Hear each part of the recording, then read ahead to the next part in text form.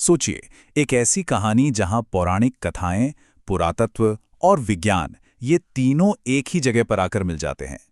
ये कहानी है द्वारका की, एक ऐसा भव्य शहर जिसे कहते हैं कि खुद भगवान कृष्ण ने बसाया था और फिर वो रहस्यमयी तरीके से समुंदर की लहरों के नीचे कहीं खो गया। तो आज हम इसी डूबे हुए रहस्य की परतों को खोलने वाले हैं। यही यही वो सवाल है जिसने दशकों से इतिहासकारों, पुरातत्वविदों और विश्वास करने वालों सबको प्रेरित किया है। क्या महाभारत में जिस सोने की नगरी का जिक्र है वो सिर्फ एक कहानी है, या फिर वो सच में अरब सागर की गहराइयों में हमारे खोजे जाने का इंतजार कर रही है? ठीक है, तो चलिए इस कहानी की शुरुआत करते हैं, एक ऐसी चौंकाने वाली खोज से जिसने सब कुछ बदल कर रख दिया। ये बात है साल 1983 की। गोताखोरों की एक टीम को समुंदर की तलहटी में कुछ ऐसा दिखा जो कुदरती नहीं लग रहा था। वो विशाल दीवारें थी, पत्थर के बड़े बड़े ब्लॉक्स थे जो एक सुनियोजित शहर के सबूत दे रहे थे। एक शहर के खंडर। उनकी इस एक खोज ने एक सदियों पुराने रहस्य को फिर से जिंदा कर दिया था। अब ये समझने के लिए कि उन्हें आखिर मिला क्या था, हमें हजारों साल पीछे जाना होगा, हमारे प्राचीन ग्रंथों में। तो ग्रंथों के मुताबिक द्वारका का मतलब है द्वारों का शहर।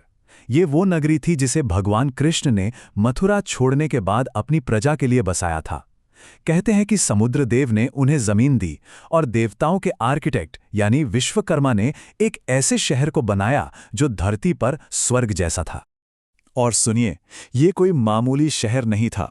भागवत पुराण में 9 लाख से ज्यादा आलीशान महलों का जिक्र है जो सोने और कीमती रत्नों से जड़े हुए थे। शहर की प्लानिंग इतनी बेहतरीन थी कि सड़कें सीधे एक व्यस्त बंदरगाह तक जाती थीं और वहां पानी की सप्लाई के लिए उस जमाने के हिसाब से अविश्वसनीय रूप से एडवांस्ड सिस्टम थे। मतलब ये सुंदरता और इंजीनियरिंग का एक जीता जागता चमत्कार था। लेकिन देखिए, जहां निर्माण होता है वहां विनाश भी इंतजार करता है। द्वारिका का पतन 2 श्रापों से जुड़ा हुआ है। पहला, महाभारत युद्ध के बाद कौरवों की मां गांधारी का श्राप, और दूसरा तब मिला जब कृष्ण के बेटे साम ने कुछ ऋषियों का अपमान किया और उन्होंने श्राप दिया कि एक लोहे का मूसल ही यदुवंश यानी कृष्ण के अपने कुल के विनाश की वजह बनेगा।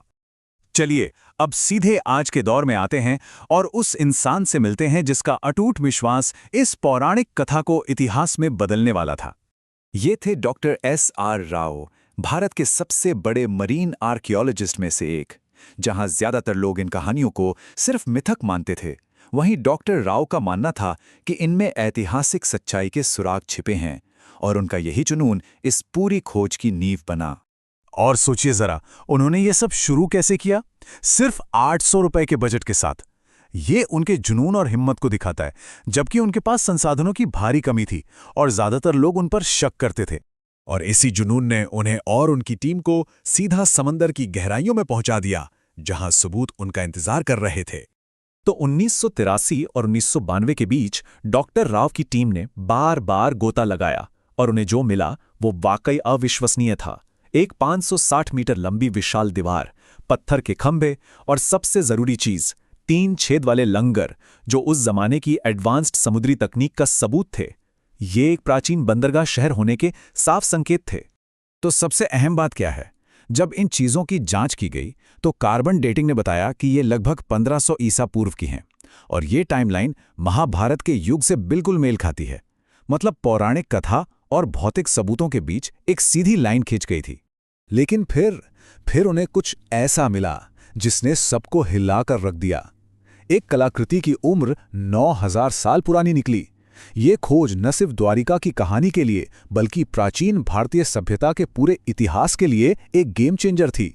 ये हमें सोचने पर मजबूर करती है कि हमारी सभ्यता शायद उससे कहीं ज्यादा पुरानी है जितना हम आज तक मानते आए हैं। डॉक्टर राव की शुरुआती खोजों ने तो एक दरवाजा खोल ही दिया था। अब बारी थी हाईटेक विज्ञान की मदद से इस रहस्य में और गहराई तक उतरने की। यहां हम देख सकते हैं कि ये खोज वक्त के साथ कैसे विकसित हुई। 80 के दशक के साहसी मैनुअल अभियानों से लेकर 2000 के दशक तक, जब एडवांस्ड सोनार तकनीक का इस्तेमाल करके समुद्र तल का पूरा डिजिटल नक्शा बना लिया गया। मतलब अब सटीकता का एक बिल्कुल नया लेवल था। तो सवाल ये उठता है कि आखिर ये शहर डूबा कैसे? खैर, विज्ञान इसका एक संभावित जवाब देता है, सी लेवल राइज थियरी, स्टडीज बताती हैं कि लगभग 5000 ईसा पूर्व समुद्र के स्तर में अचानक और बहुत तेजी से बढ़ोतरी हुई थी। ये एक ऐसी प्राकृतिक आपदा हो सकती है जो एक पूरे तटीय शहर को निगल सकती थी, ठीक वैसा ही जैसा हमारी पौराणिक कथाओं में बताया गया है। और ये कहानी सिर्फ अतीत में ही खत्म नहीं होती, ये आज भी जिंदा है और अब ये विश्वास और राष्ट्रीय गौरव का प्रतीक बन चुकी है। अभी इसी साल 25 फरवरी 2024 को प्रधानमंत्री नरेंद्र मोदी ने खुद द्वारका के पानी के नीचे के स्थल पर गोता लगाया। उन्होंने समंदर के नीचे प्रार्थना की और मोरपंख अर्पित किए, जिससे इस प्राचीन विरासत में एक नई राष्ट्रीय और अंतर्राष्ट्रीय दिलचस्पी पैदा हुई है। आखिर में द्वारिका की खोज हमें ये सिखाती है कि आस्था और विज्ञान ये एक दूसरे के दुश्मन नहीं है, बल्कि एक ही सच तक पहुंचने के दो अलग अलग रास्ते हो सकते हैं। ये हमें याद दिलाता है कि इतिहास की कुछ सबसे बड़ी कहानियां सिर्फ किताबों के पन्नों में नहीं, बल्कि शायद हमारे पैरों के ठीक नीचे खोजे जाने का इंतजार कर रही हैं। क्योंकि कुछ कहानियां कभी खत्म नहीं होती, वो बस सही वक्त पर फिर से जगाए जाने का इंतजार करती हैं।